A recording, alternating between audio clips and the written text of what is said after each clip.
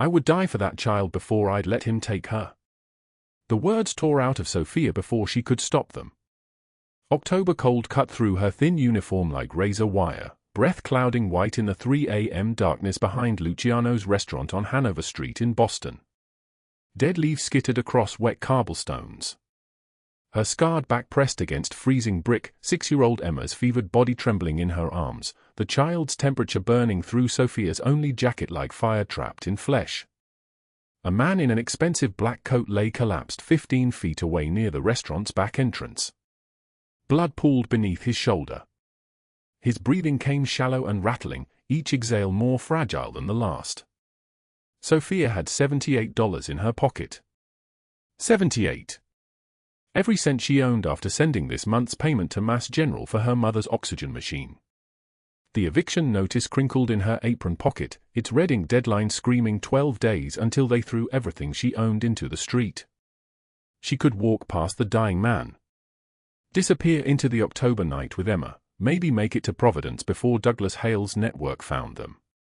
Nobody would know. Nobody would care. A waitress and a stolen child and a man bleeding out in an alley, this was the kind of story the city swallowed without tasting. But Emma whispered, "Please help him, Sophia," and Sophia's hands were already moving. She was pressing her uniform sweater against the wound. Her fingers found her phone with shaking movements, dialing 911, her voice barely steady as she gave the address. "There's a man. He's bleeding. Hanover Street, behind Luciano's. Please, he's dying." The dispatcher's voice crackled through the phone, asking questions. "How much blood? Is he conscious? What happened?" Sophia had no answers. She only knew that she couldn't leave him here. Not with Emma watching. Not with those small hands reaching out toward a stranger's pain. She didn't know that the man bleeding out in that alley was Giovanni Caruso. She didn't know that the 3-story mansion on Beacon Hill that overlooked the city like a fortress belonged to him. She didn't know that his empire controlled half the port in Boston, that his word could rearrange entire lives with a single phone call, that men in black suits waited in his study every evening for orders that would be carried out before midnight. She didn't know that the child in her arms was the daughter he'd been searching for since she vanished 8 years ago.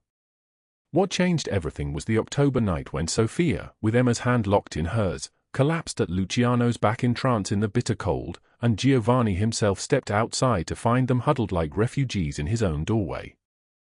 Before we continue, drop a like if this story hits you. Share it with someone who needs to hear it and subscribe so you don't miss what's coming tomorrow. Now let us go back to the beginning, to 3 weeks earlier, when Sophia Voss was just another invisible woman trying to survive in a city that had forgotten her name.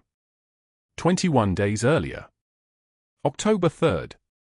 A Tuesday that looked exactly like every other Tuesday. Sophia stood in the kitchen of Riverside Elder Care, counting out leftover soup into a plastic container. Chicken broth. Wilted carrots. A piece of celery that had seen better weeks. This was dinner. This was also lunch yesterday and breakfast this morning if she mixed it with hot water and pretended it was something more than watered-down sadness in a bowl. Her shoes had holes in the soles. She could feel the October tile floor against her skin with every step. She'd wrapped duct tape around them 3 times, but duct tape only lasted so long before it started peeling back like dead skin. The studio apartment cost $840 a month. Her mother's oxygen machine cost $380. The buses and the cafeteria food that she bought instead of stealing cost $90. The phone bill that let her check on her mother at Mass General while she was working the night shift cost $65. That left her with exactly $17 on the weeks when she worked all her shifts and received tips that added up to more than lint in her apron pockets. She was 28 years old but looked 40. The mirror had stopped being honest with her years ago. Sophia was short, maybe 5 feet 3 inches, with dark hair that she cut herself in the bathroom mirror. She had bruises on her forearms that had faded from purple to yellow, barely visible under the long sleeves she wore even in summer. Her eyes were brown and sharp and noticed everything, but people had learned to look through her the way they looked through janitors and people sweeping corners. She had hands that worked, a back that bent when it needed to bend, and a silence that made her safe. At Riverside Elder Care, she was the invisible one. The night shift caretaker who nobody remembered. The woman who changed bedpans and wiped mouths and held trembling hands when the morphine drip ran through old veins like a river of sleep. The cook, a woman named Margaret who'd been at Riverside for 6 years, watched Sophia carefully wrapping up the leftover soup. "That's for your mother." Sophia nodded, not looking up. "The hospital's charging you for that broth now, aren't they?" They started charging for everything. Sophia wrapped the container tighter, as if the plastic could hold back the truth. $380 a month for the oxygen machine was the baseline. But the hospital had added a facility fee and a machine maintenance charge and a storage allocation that made the bill creep toward $500 and something. Neither of them wanted to speak out loud. "My mother's fine," Sophia said. It wasn't true. Her mother wasn't fine. Her mother was in the intensive care unit of a city hospital, waiting to die slowly while equipment kept her alive, while Sophia worked double shifts to pay for the equipment's privilege of keeping her alive. Margaret folded her arms. She was older, 60 maybe, with grey hair pulled back tight and eyes that had seen enough to know when someone was drowning. "There's a girl in room for 12. Emma. Came in 3 weeks ago. She's got bruises, Sophia. Not the falling kind. The kind that means someone was holding her too tight." Sophia's hand stopped moving. She looked at Margaret now, really looked at her. She flinches when men get near her bed. Any man. The doctors say it's psychological trauma, but they've moved on. Kids come and go at Riverside. But those bruises are fresh. That fear is fresh. Someone hurt that child. Sophia knew what Margaret was really saying. She was saying there was a child in pain. She was saying Sophia was the kind of person who noticed pain in others because she carried enough of her own to recognize it in any shape. The truth was that Sophia had scars running across her back like a map drawn in violence. Her stepfather had spent 15 years teaching her that the world was something that happened to you, not something you moved through. His belt. His hands. His voice like a hammer. She had learned to wear long sleeves and longer silences. She had learned to become invisible. "What's the child's name?" Sophia asked. "Emma. 6 years old. Her father brought her in, said she needed to be closer to family for a few weeks. The father's name is Douglas Hale.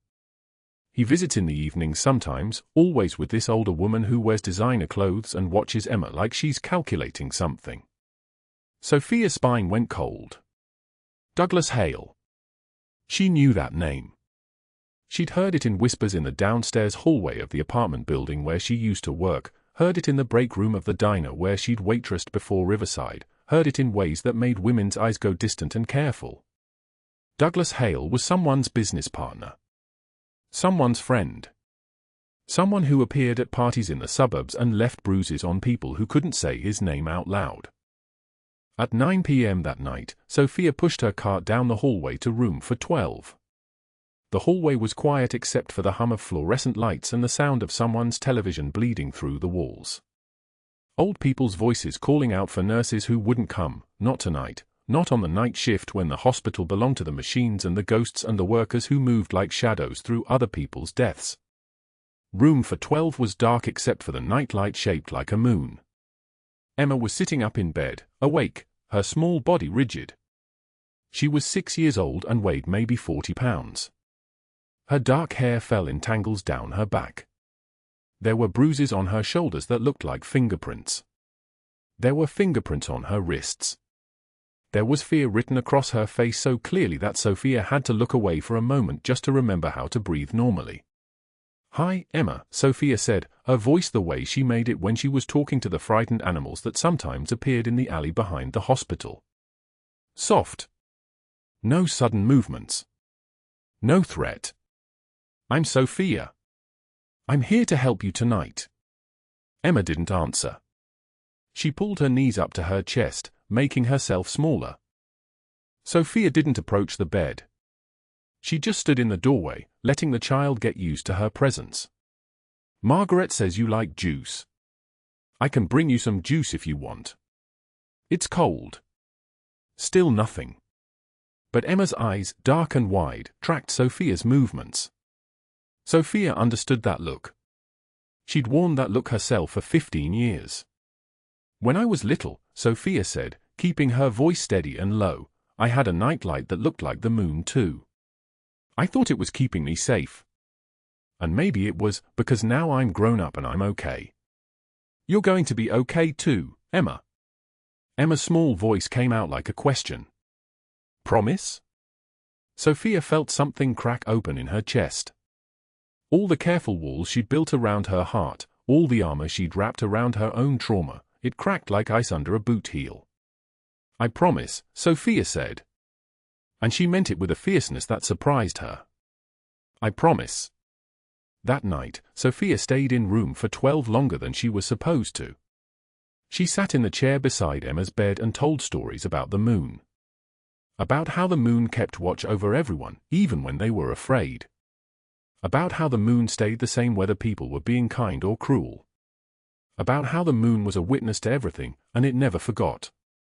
Emma fell asleep listening to Sophia's voice. At 6 a.m., when Sophia's shift ended and she was walking out into the October morning with a plastic container of soup in her bag, Margaret found her in the hallway. She asked for you by name this morning. Emma. She said, is Sophia coming back tonight? Sophia didn't respond. She couldn't. Because something had shifted inside her, some fundamental change that felt like standing on the edge of a cliff and feeling the wind try to push her back. She had never had anything that mattered more than her own survival. Now she did. That evening, when Douglas Hale arrived at Riverside Elder Care at 7:16 p.m., Sophia was watching from behind the medication cart. He was tall, maybe 6'2", with the kind of confidence that came from never having been told no by anyone who mattered. His suit was tailored. His shoes were polished. His watch probably cost more than Sophia made in 6 months. He had hands that looked like they'd never done anything but hold a pen or a drink. Those were the hands that had made bruises on a 6-year-old child. Sergio pulled into the parking lot of Luciano's restaurant at exactly 8 p.m., the leather seats of the black SUV barely creasing under his weight. He'd been working for Giovanni Caruso for 12 years. He knew every protocol, every signal, every way that loyalty was supposed to move through a man's body like blood. What he did not know was that tonight would be the night everything changed. Giovanni was waiting in the back office, the one that overlooked the kitchen through one-way glass. On his desk lay 2 photographs. One from 8 years ago, a child with dark curls and her father's eyes, wearing a pink dress for a birthday party she would never have another chance to attend. Another photograph, taken 3 days ago by one of his investigators, showed a 6-year-old girl at Riverside Elder Care. The same girl. 8 years later. Alive. His jaw was tight enough to crack teeth. 3 weeks before everything shattered, Sophia Voss was counting coins on the cracked linoleum floor of her studio apartment. $78. That was all she had. $78 and a hospital bill that arrived in an envelope the color of old bruises. The radiator pipes hummed through the wall so thin she could hear her neighbor's television bleeding through like a second heartbeat. Her studio apartment was barely 200 square feet. A mattress lay directly on the floor, no frame, no dignity. One change of clothes hung from a nail hammered into the drywall. The bathroom was so small the toilet and shower nearly touched. But this was home. This was what her minimum wage at Riverside Elder Care had purchased, not safety, not comfort, but the bare minimum agreement to keep existing in a city that did not want her. Sophia worked double shifts. 6 in the morning until midnight, then sometimes she stayed an extra hour to clean up what the evening shift had left undone. She earned $1,850 a month. Her rent consumed $890 of those dollars. Her mother's hospital bills, the medications, the wound care, the palliative visits, devoured another $240 every week. There was nothing left. There was never anything left. She had learned to eat in the spaces between other people's meals. The residents at Riverside Elder Care were mostly elderly, their appetites fragile as paper. Mrs. Chen would push away her oatmeal at breakfast. Mr. Rodriguez would refuse his soup at lunch. Sophia would clear these trays with mechanical efficiency, and in the supply closet behind the medication cabinet, she would eat standing up, eating cold, eating alone, eating just enough to keep her fingers steady for the next 12 hours of work. The notebook was hidden beneath her mattress, wrapped in plastic from a grocery store bag. Every page was filled with careful handwriting, dates, times, amounts. $8.90. $2.40. $17 for the bus pass. $43 to last 4 days on food. The numbers were a language she spoke fluently. The language of survival. Riverside Elder Care occupied a brick building on Commonwealth Avenue, 3 stories of institutional green paint and fluorescent lights that hummed a constant electric prayer. The lights never shut off. They hummed from 6 in the morning until midnight, and then the night shift came and the humming continued, a sound like something slowly dying inside an aluminum cage. Sophia's fingers were wrinkled constantly now from the sanitizer. The skin on her hands had become thin, papery, stained with calluses. She wore latex gloves 8 hours a day and still the chemicals sank through, finding the cracks in her skin, making them burn. She had stopped noticing the pain somewhere around year 2 of the job. She was 28 years old but looked 40. Her hair was black but threaded with grey she did not bother to cover. Her eyes were brown and had learned long ago not to hope. She wore the same 2 uniforms, alternating them so one could be washed while she wore the other. The uniforms were pale blue, the fabric thin from too many washings, stained with things she did not want to identify. On a Tuesday morning in late October, the social worker arrived at Riverside Elder Care with a child. The child was 6 years old. Her name was Emma. She had dark curls and wore a sweater that did not fit properly, hanging loose on her small frame like borrowed grief. On her upper left arm, visible when she moved, were bruises in the shape of adult fingers. Sophia saw her from across the medication cart and felt something shift inside her body like continental plates moving beneath the earth. The social worker was a tired woman in her 50s with the particular exhaustion of someone who had been disappointed by the world repeatedly and had stopped expecting anything else. She carried a file folder and wore an expression that meant bureaucracy, oversight, boxes checked, and nothing that would truly change. Emma will be staying here temporarily, the social worker said to the facility director, Mrs. Patterson, who nodded with the particular sympathy of someone processing paperwork. Her previous guardian has agreed to the placement pending investigation. The word investigation hung in the air like a question nobody was asking out loud. Emma was led to the activity room on the 2nd floor. Sophia watched from the stairwell as the child sat on a plastic chair in front of a coloring table with crayons scattered across the surface. Emma did not reach for any colors. She simply sat, her small hands folded in her lap, and stared at the wall.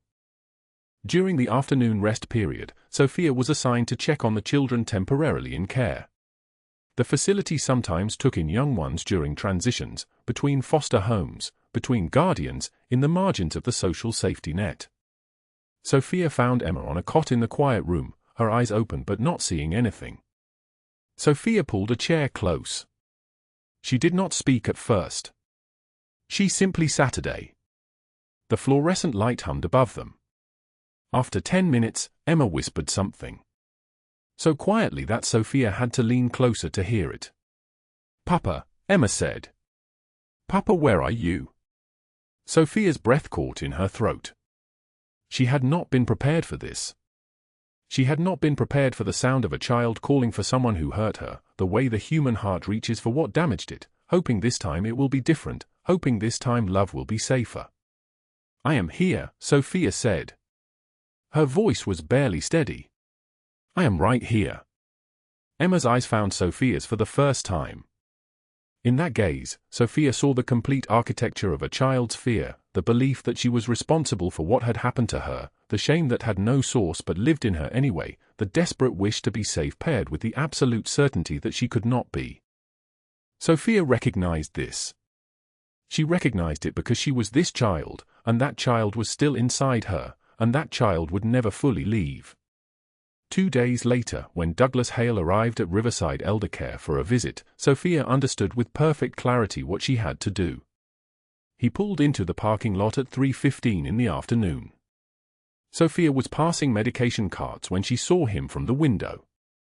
He was tall, 6'2", maybe more, with the kind of physical confidence that only comes from never having faced real consequences. His suit was tailored, charcoal gray, the kind of suit that costs more than Sophia earned in 6 months. His shoes were polished to a mirror shine. His watch was gold and probably worth $12,000. When Sophia looked at his hands, those clean, manicured hands, she thought of Emma's bruises. He moved through the facility like he owned it. His smile never touched his eyes.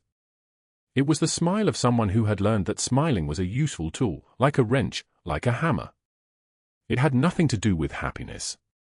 Sophia watched from behind the medication cart as he signed in. She heard him tell Mrs. Patterson that he was Emma's family. Emergency contact. Temporary guardian. The documentation was apparently already arranged. Sophia's hands trembled so badly she nearly dropped a bottle of metformin. That night, she went home to her studio apartment and removed the notebook from beneath the mattress. By lamplight, she began to write. She wrote the date of Emma's arrival. She wrote the date Douglas Hale had appeared. She wrote descriptions of the bruises, location, color, size. She wrote what Emma had whispered during rest time. She wrote the name of the social worker. She wrote everything. She had no authority. She had no power. She had no proof that would hold up in a courtroom. She was a minimum wage care worker with an eviction notice in red ink sitting on her table, a notice that said she had 12 days before she was homeless. But she had something else. She had a memory. 15 years ago, she was a child in a house that was not safe. She was 11 years old, and her stepfather was a man named Raymond Voss, and Raymond Voss believed that pain was a valid form of communication. The belt came first. It came when she left wet towels on the bathroom floor. It came when she laughed too loud at the dinner table.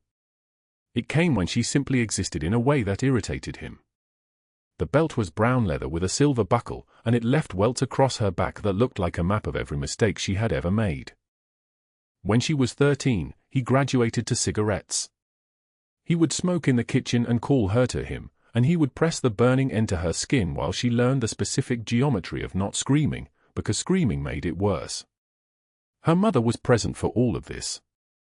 Her mother sat in the living room and did not look. Her mother had learned her own version of survival, which was the survival of becoming invisible to violence. Sophia had a small scar on her wrist still, circular, from a cigarette. She touched it sometimes and remembered the exact smell of her own burning skin. She had escaped when she was 16 by walking out one Tuesday afternoon and never coming back. She had lived in her car for 2 years. She had worked at a diner, a grocery store, a housekeeping company before finding work at Riverside Elder Care. She had not spoken to her mother in 4 years, though she sent money to her hospital bills out of some obligation she did not fully understand. The memory of being that terrified child was like a blade wrapped in ice. It lived in her body still, dormant most days, but it woke up the moment she saw Emma's bruises. On the night of October 28, the facility conducted an evacuation drill. This was routine, a fire safety protocol that happened 4 times a year. The residents and any children temporarily in care were led to the parking lot while staff checked every room and hallway and stairwell. During the confusion of the drill, Sophia did something she had never imagined herself doing. She walked into the activity room where Emma was sitting with Mrs. Patterson. She took Emma's hand. She said, "Come with me." Emma looked at her with those eyes that had seen too much. And she stood. She held Sophia's hand. She walked with her. Sophia took Emma out of the facility through the service entrance. She walked 3 blocks through the October evening, the child's hand small and cold in her own. She walked to St. Michael's Church, the old Catholic church that had been deconsecrated 5 years ago and sat empty behind locked iron gates. The basement was accessible through a broken window. Sofia had found it months ago, during a walk through the neighborhood when she needed to think. The basement was dry enough. There were old pews stacked against the walls, left over from decades of worship. There were old blankets in a storage closet, moth-eaten but serviceable. Sofia made a small nest from the pew cushions and blankets. She took Emma's hand and placed it over her own heart. "You are safe now," Sofia said. "I promise you. You are safe." Emma did not speak. But she stayed. She stayed in that basement beneath an abandoned church, and Sofia stayed with her, and in that moment, Sofia understood that she had just ended her own life as she knew it. She was going to jail for this. Or she was going to be destroyed by it. Or both. But Emma was safe. The basement of St. Michael's Church smelled like dust and forgotten prayers. Emma's fever burned at 103 degrees, and Sofia had exactly $78 to her name. The eviction notice sat in her pocket with its red ink deadline screaming 9 days, and the child in her arms was trembling like a candle in the wind. Sofia counted the dollars again. Counted them a third time. The numbers did not change. She held Emma closer, felt the heat radiating from the girl's small body, and understood with a clarity that made her stomach collapse that she was going to lose this child or her apartment or both. Maybe her freedom. Maybe everything. That same October evening, in a private booth at Luciano's on Hanover Street, Giovanni Caruso sat across from a photograph that had haunted him for 8 years. The candlelight caught the edges of his face, a man in his mid-50s with dark eyes that had learned to read death before it arrived, hair silvered at the temples, a scar running from his eye to his cheekbone like a blade someone had dragged through his history. His suit was charcoal wool, custom-tailored, worth more than Sofia's annual rent. On his wrist sat a platinum watch that cost as much as a car. Sergio stood nearby, his frame broad and immovable, watching his boss with the kind of careful attention men use when they are protecting something fragile. Giovanni picked up the photograph again. Emma at 6 months old. Before the kidnapping. Before the darkness swallowed his family whole. 8 years, Giovanni said, his voice like thunder wrapped in ice. 8 years I have carried this picture. Sergio did not speak. He had learned long ago when his boss needed silence. My father had hands like weapons, Giovanni continued, his thumb tracing the edge of the photograph. He used them on my mother. He used them on me. I was 5 years old, and I remember thinking that powerlessness was a death sentence. He set the photograph down. When Emma disappeared, it was like watching my own helplessness become flesh. Like watching my childhood consumed twice. He looked at Sergio. His eyes were burning. "Find her," he said. "I do not care if it takes another 8 years. I do not care what it costs. Find my daughter. She is still alive. I would feel it if she was not. A father knows." Sergio nodded once. He left the booth. Within an hour, every contact Giovanni had cultivated in 15 years of building his empire would be on alert. Every hospital, every clinic, every foster care facility. Every safe house, every shelter, every place a child could be hidden. The machinery of his network would turn. 3 miles away, in a warehouse in Dorchester, Douglas Hale sat in an office that smelled like cigarette smoke and desperation. The walls were covered with ledgers. The ledgers were covered with names. Not names really, numbers assigned to women and children, each number connected to a dollar amount, each dollar amount representing a transaction that happened in darkness. Douglas was 47 years old and looked 60. His suit was expensive but poorly maintained, wrinkled at the collar, stained at the cuff. His fingers were yellowed with nicotine. When he smiled, which was rarely, his teeth looked like something dead. His phone rang at 8:15 p.m. The Voss woman, the caller said. A watcher. Someone Sophie Langford had paid to watch the hospitals and clinics. She was spotted on Hanover Street. She went into Luciano's. The old restaurant. Douglas felt the color drain from his face. Luciano's was not just a restaurant. It was the front door to Giovanni Caruso's world. "Pull everyone back," Douglas said. "Now. Pull every watcher, every operation, everything. We do not exist tonight." He hung up the phone and sat in the dark office and understood that he had made a catastrophic mistake. The girl was gone. Sophia was gone. And they had just walked into the one place on Earth where Douglas Hale had absolutely no power. Meanwhile, Sophie Langford stood across the street from Luciano's wearing a cashmere coat that cost $3,000. Her fingernails were manicured to perfection. Her hair was the color of expensive champagne. She was the daughter of a federal judge, connected to every powerful person in Suffolk County, and she was watching Sergio and Pietro carry a small, fevered child into the restaurant. Sophie understood immediately that the empire she had built with Douglas Hale was collapsing. She had orchestrated the trafficking pipeline with such careful precision. Judge connection smoothing paperwork. City officials looking the other way. Cash flowing in from Portland and Providence and Hartford. And now it was all burning because one stupid waitress with scars on her back decided to be a hero. Sophie made a call. "The girl is there," she said, her voice smooth and controlled. "Caruso has her. We need to move before the DNA results come back. We discredit her. We claim she kidnapped the child. I have judges who will listen. I have the media in my pocket. We paint her as unstable, delusional, dangerous. By the time they look for evidence, she'll be in a psychiatric facility and Emma will be back where she belongs." Sophie ended the call and turned up the collar of her cashmere coat against the October wind. Inside Luciano's, everything was happening in the space between seconds. Giovanni stepped out the back entrance for air. The alley was freezing. Dead leaves cut across the pavement in spirals, driven by wind that came off the harbor like a blade wrapped in ice. The time was 11:56 p.m.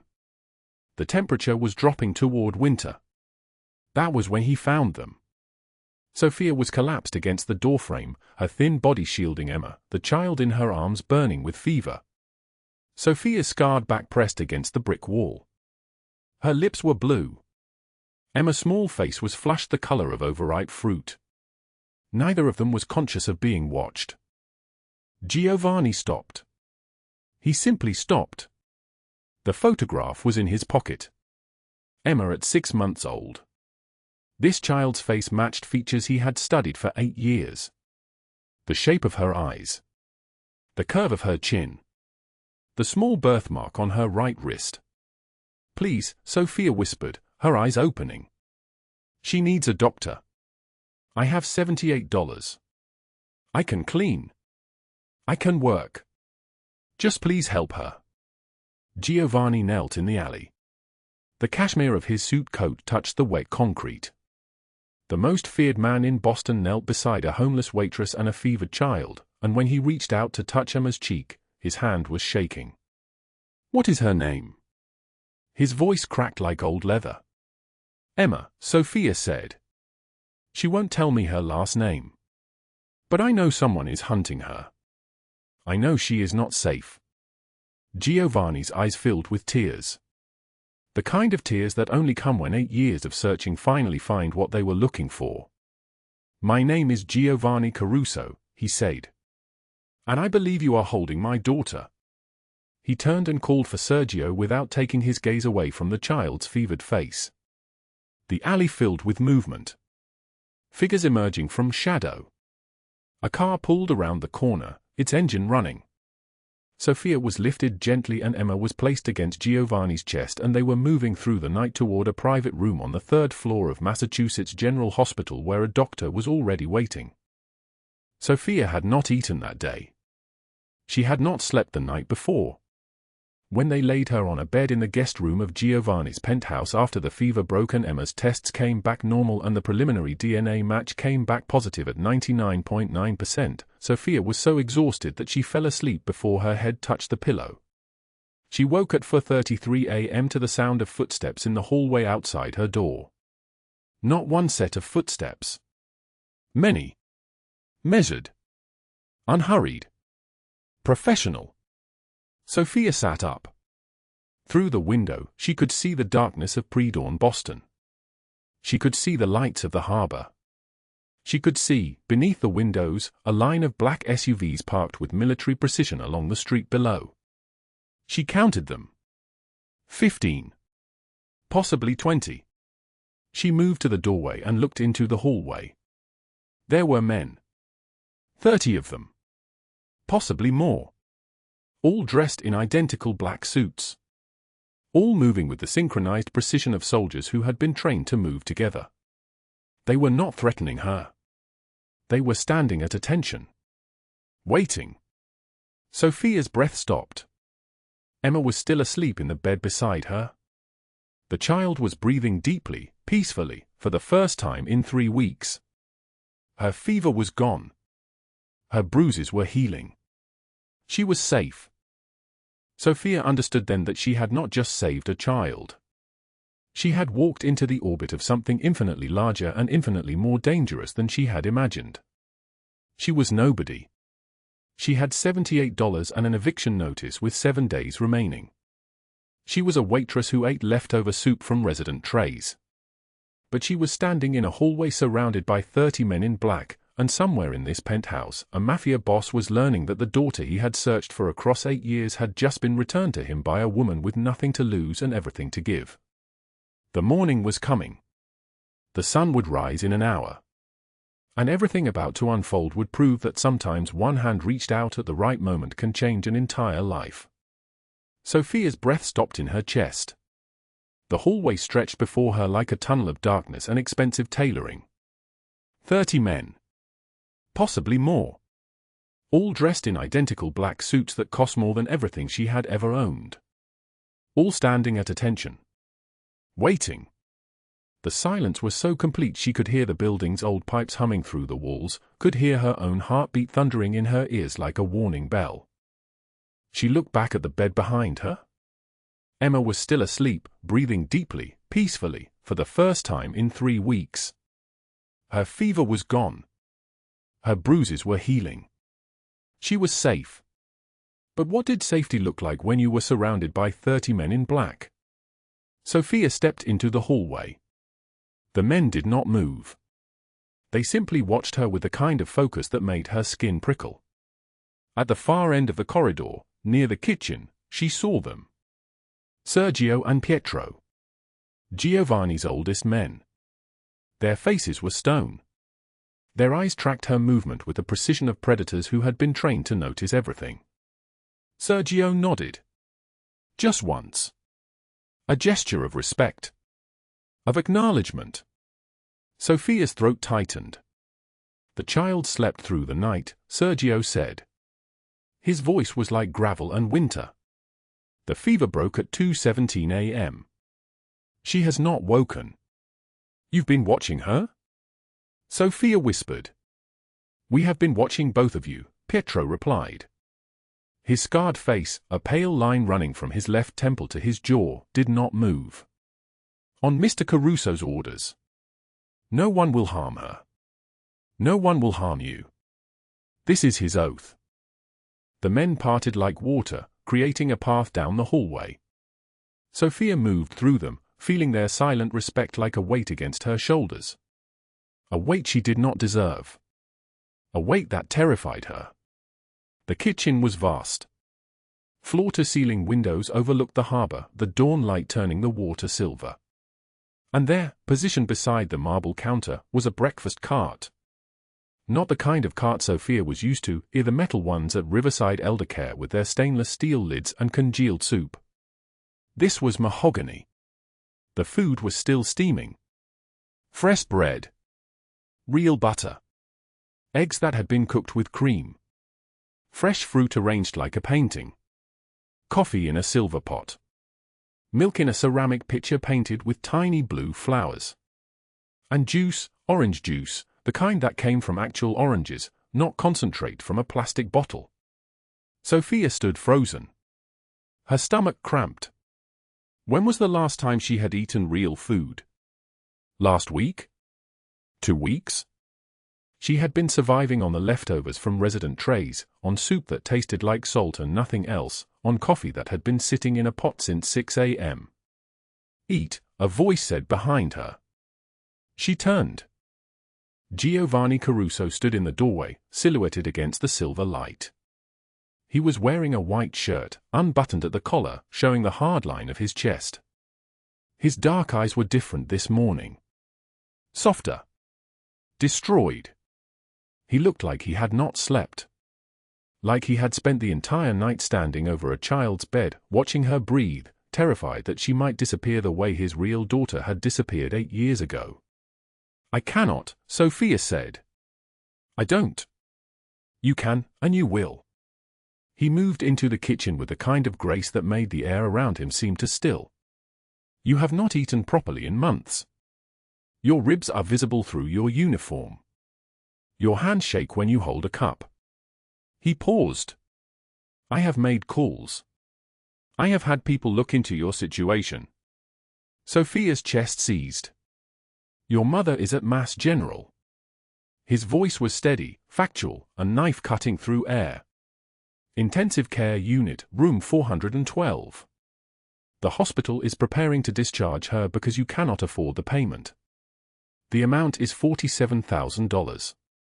The number hit Sophia like a physical blow. $47,000. A number so large it belonged to someone else's life. Someone who was not her. "The eviction notice on your apartment has 7 days remaining. The landlord has begun the removal process."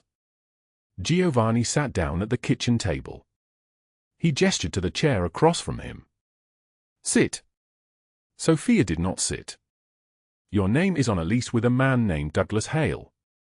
The lease states that if you break it, you owe 3 months' rent as penalty. That amount is $2,100. He pulled an envelope from his jacket pocket. Cream-colored.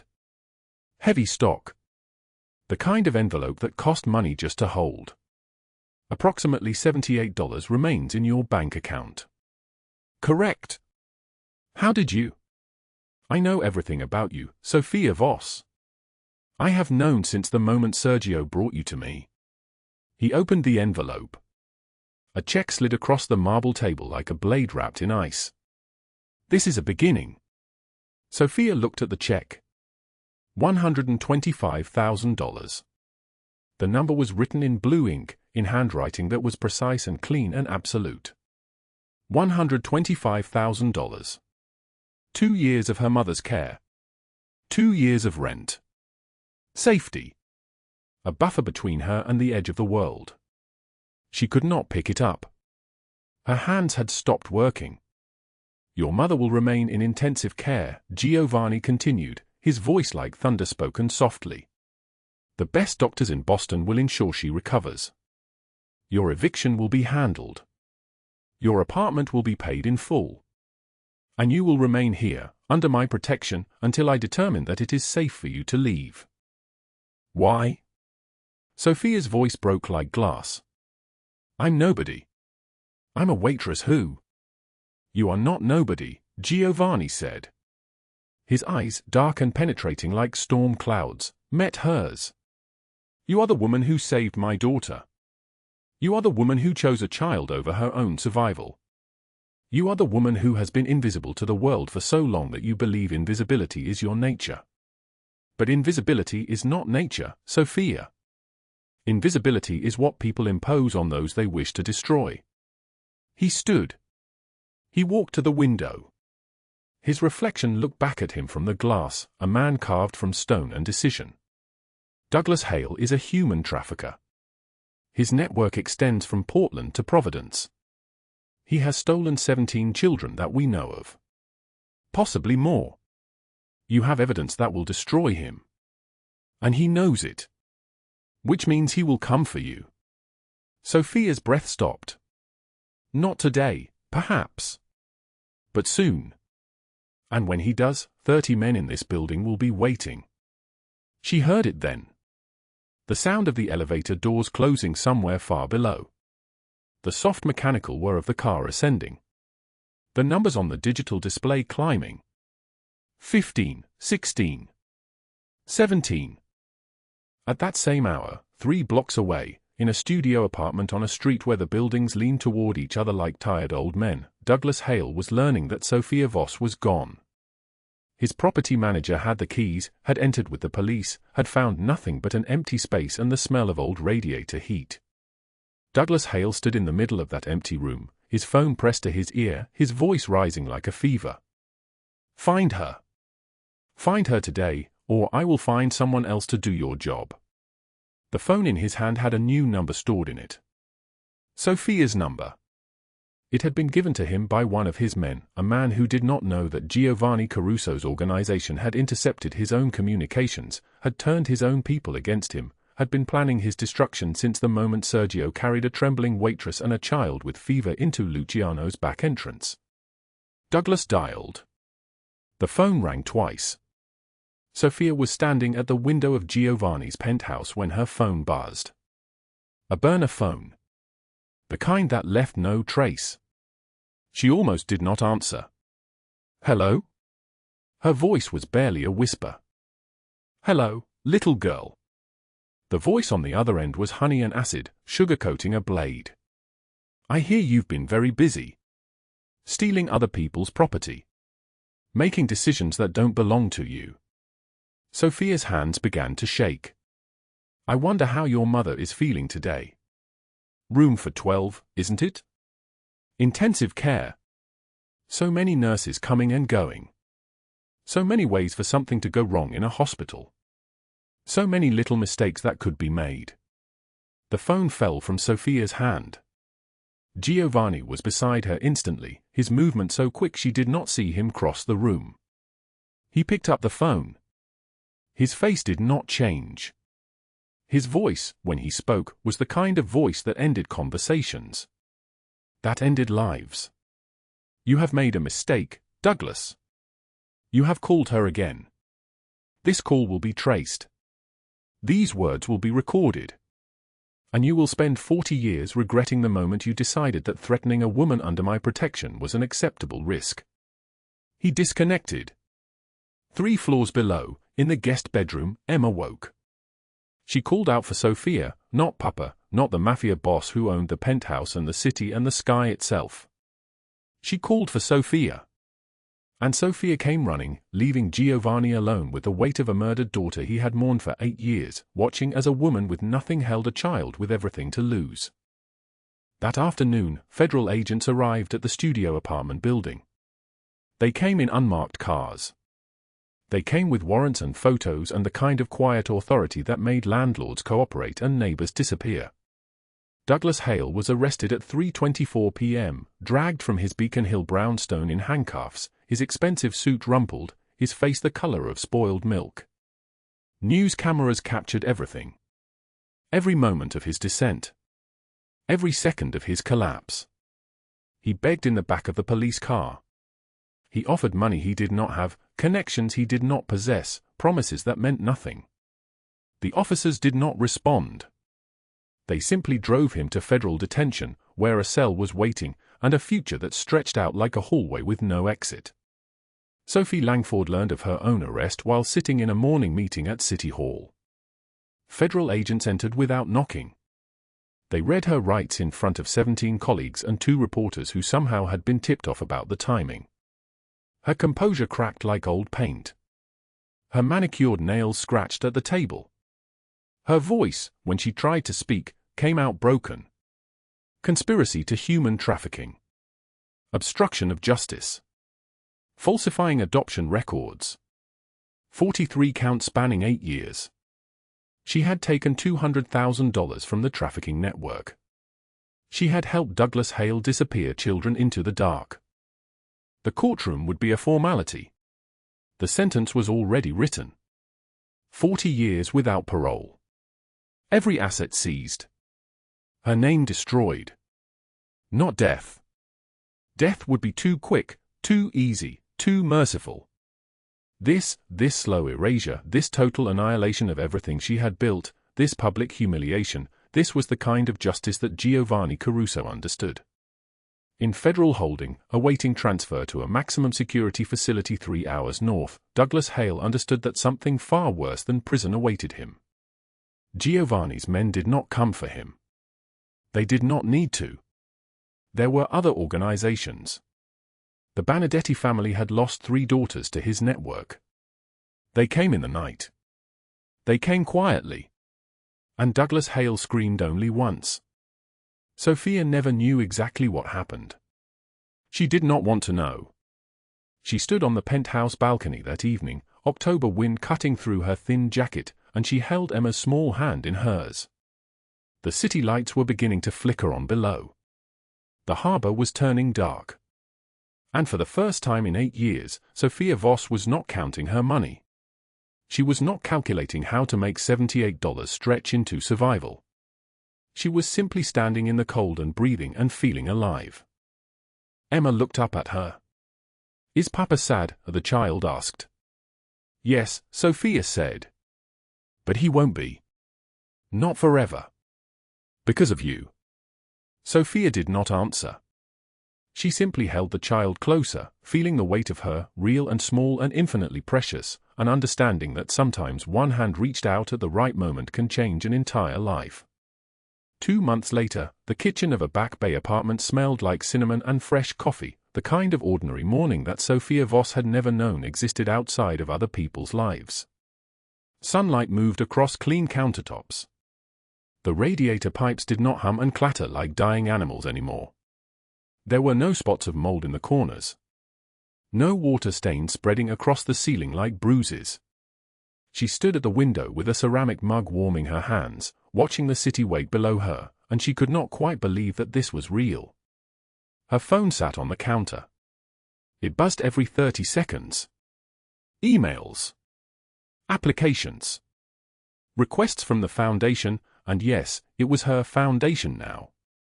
The deed sat in a folder on her nightstand, her name printed in official letters she still did not quite believe. Director of Community Outreach. $65,000 annually. Health insurance. Dental insurance. The word benefits had never applied to her before. Emma's voice carried down the hallway, high and clear. "Ms. Chen said I read at the 4th grade level. I am 6 years old. That is very advanced." Sofia smiled. She set down the coffee mug and moved toward the voice, her bare feet silent on hardwood that was not warped, not cold, not threatening to splinter. The child sat cross-legged on the living room floor, surrounded by a dozen picture books, explaining her reading level to a stuffed rabbit with absolute seriousness. 3 months ago, Emma had nightmares that left her gasping, trembling in the dark. Last week, she had asked Sofia if she could sleep with the door open. "That is very advanced," Sofia said, kneeling beside her. She brushed a strand of black hair from Emma's forehead.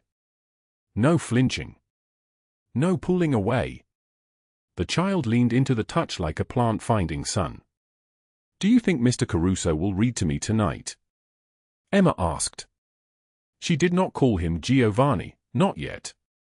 Something in her still needed formal boundaries, permission to be safe. "I think he will read anything you ask him to read," Sofia said. Emma smiled, a simple thing that cost her nothing and meant everything. The apartment's intercom buzzed at 11 o'clock. The sound no longer made Sofia's chest tighten with fear. She pressed the button. "Yes?" "Dr. Feldman to see you," the doorman announced. "She says it is not urgent, just a check-in." Sofia's therapist arrived with tea and a notebook she kept closed. Dr. Feldman was 53 years old, with gray streaked through her dark hair and eyes that had learned to look at broken people without flinching. She had been treating trafficking survivors for 27 years. She understood trauma the way theologians understood grace, intimately, without needing to explain it to those who had not lived it. "How are the nightmares?" Dr. Feldman asked, settling onto the sofa. 3 times last week," Sofia said. "Down from 5. "And the sensations?" "When someone moves too quickly or touches you without permission." Sofia thought about this. "Better. I can see it coming now. I can breathe through it. I can remind myself that I chose this. I chose to be here. Dr. Feldman wrote something in her closed notebook. That is significant progress. How are things with Mr. Caruso? Sophia's shoulders tightened slightly. He is respectful. He always asks before entering rooms. He leaves books about trauma recovery on my desk with bookmarks placed at passages he thinks might help. Last week, he sat with my mother for 4 hours while I was at a board meeting. She was having a difficult day, and he simply sat there. He did not try to fix anything. He just sat a day. How did that make you feel? Terrified, Sophia said immediately. Because I realized I was beginning to trust him. And trust is how women like me lose everything. Dr. Feldman did not nod or offer platitudes. What specifically about trust frightens you? That the moment I believe I am safe, he will reveal what he actually wants from me. That this has all been a transaction I did not understand. That I will wake up and discover I have simply traded one cage for another, more decorated cage. The office fell silent except for the soft sound of cars moving through Boston traffic 6 stories below. Do you believe that is true? Dr. Feldman asked quietly. Sophia did not answer immediately. She thought of the way Giovanni had come to her office at the Foundation, a legitimate non-profit now, housed in the converted first floor of a historic building in the South End, and simply listened while she explained the case files of 14 women they were trying to place in housing. He did not interrupt. He did not offer solutions with the impatience of a man expecting gratitude. He simply listened, and when she finished, he said, "What do you need from me?" Not what do you need, but what do you need from me, as if her requests might have texture, specificity, complexity. I do not know what I believe, Sophia said finally. But I am beginning to suspect that some people are exactly what they appear to be. Dr. Feldman closed her notebook completely. That is trust, Ms. Voss. Not certainty. Trust is the willingness to move forward despite uncertainty. Giovanni's penthouse occupied the 42nd floor of a building in the financial district, floor-to-ceiling windows showing the entire harbor, the city, the darkening sky beyond. He stood at those windows at 7 in the evening, watching the light drain from the day, a glass of wine untouched in his hand. Behind him, Sergio moved quietly through the space, preparing the dining table. The apartment had changed in 2 months. Books now occupied shelves that had held only modern art. A child's drawing, Emma's, a family holding hands beneath a sun, hung framed in the hallway where a Rothko had been.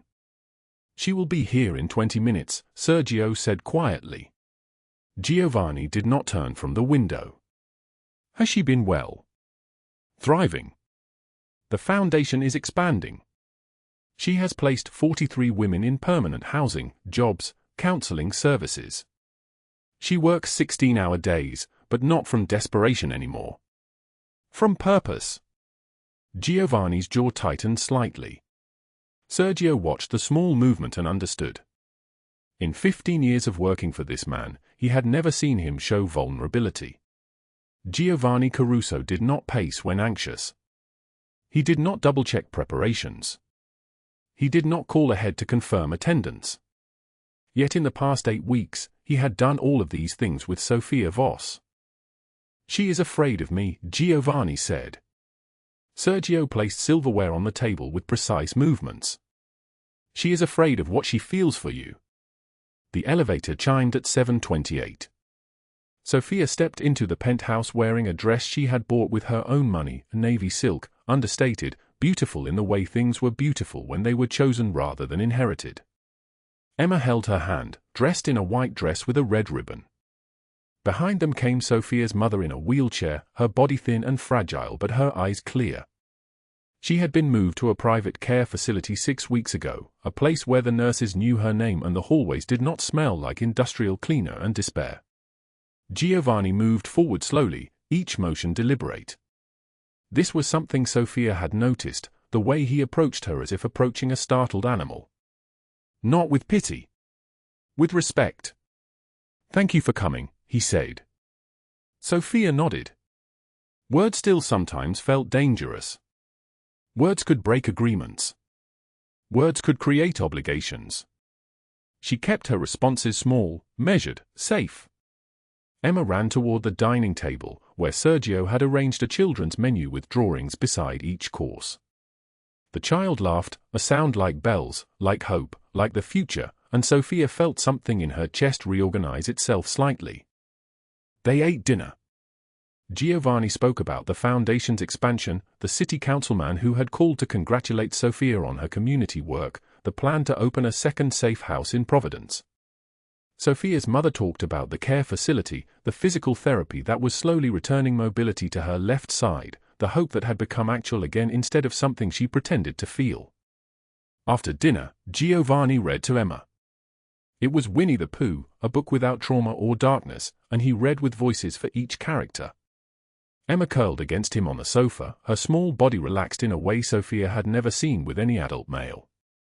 At one point, Emma fell asleep with her head on his shoulder, and Giovanni did not move. He simply kept reading, the sound of his voice filling the penthouse with something tender and patient and completely foreign to everything this apartment had ever been. Sofia watched from across the room, her mother asleep in the leather chair beside her, and she understood. She understood that he was not rebuilding her. She was rebuilding him.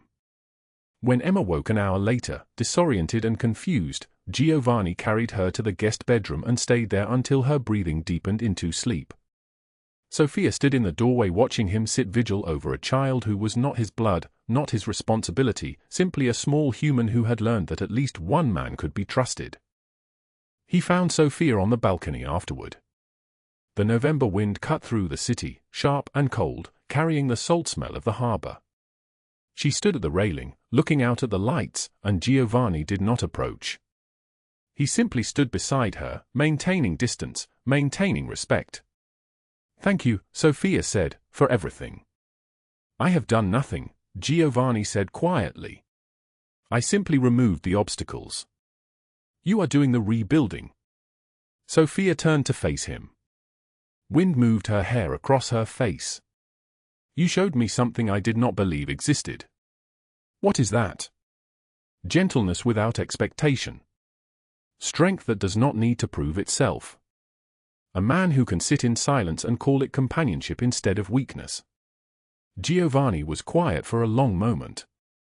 When he spoke, his voice was like stone moving, carefully, deeply. "I lost my daughter 8 years ago. Her mother called me a monster. She said my world, my choices, my business, all of it was too dark for a child to exist in. She was right. And for 8 years, I told myself that I was incapable of anything but the darkness. That love was something I had forfeited when I chose this life." He turned to face Sofia directly. "Then a young woman collapsed at my back door with a fever and a story of absolute courage. And I realized something. The darkness I believed I was made of, it was not inevitable. It was not unchangeable. It was simply the shape I had accepted." Sofia felt her chest tighten. "I am not a redemption story, Giovanni. I am not your salvation." "I know," he said.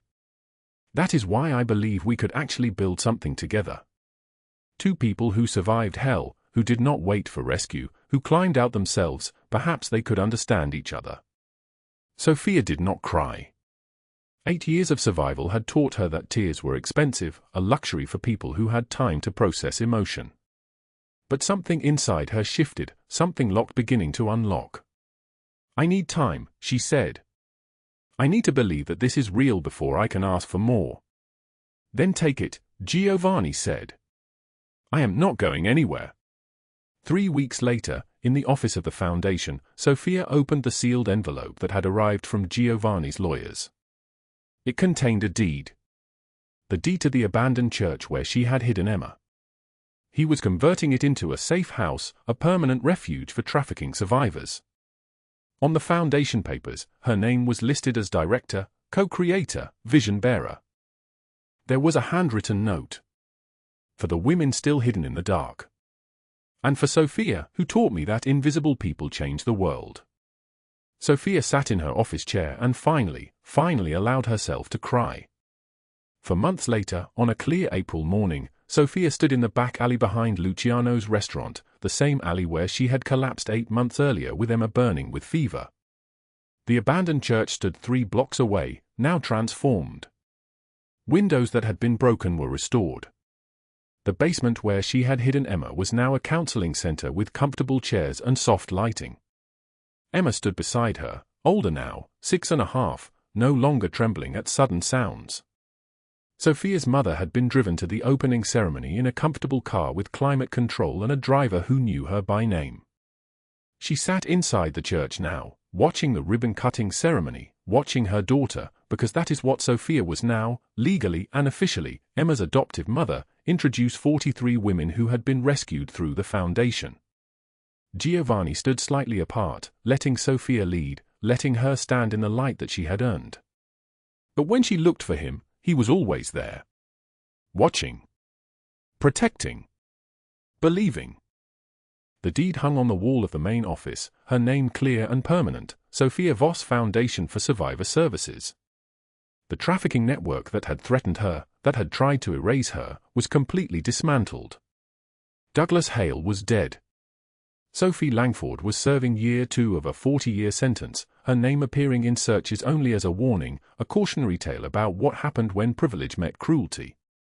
At the ribbon-cutting ceremony, Giovanni handed Sofia a single envelope. Inside was a simple black velvet box. Inside the box was a ring, not ostentatious, not trying to speak louder than her achievements, simply beautiful in the way simple things were beautiful. "I am asking you to stay," he said, "not because you are alone, but because I am better when I am standing beside you." Sofia slipped the ring onto her left hand and understood that she was no longer the invisible woman counting $78, rationing soup, hiding bruises. She was Sofia Voss, director of a foundation that had transformed lives, an adoptive mother to a child who now slept without nightmares, a woman who had discovered that her worth had never depended on anyone else's recognition. Emma wrapped her arms around both of them, fitting herself into the space between them, and that was when Sofia understood the full transformation. This was not a rescue story. This was a resurrection story. And resurrection required not one hand, but many hands, reaching toward each other in the dark, refusing to let go. If this story moved your heart, it costs you nothing to hit like and share it with someone who needs to remember they are stronger than they think. Subscribe because tomorrow we have another story about someone who refused to stay invisible. Drop a comment below and tell us, what would you have done in Sofia's position? Your story matters here. Thank you for staying with us until the very end. We wish you good health, a joyful life, and days filled with peace and happiness.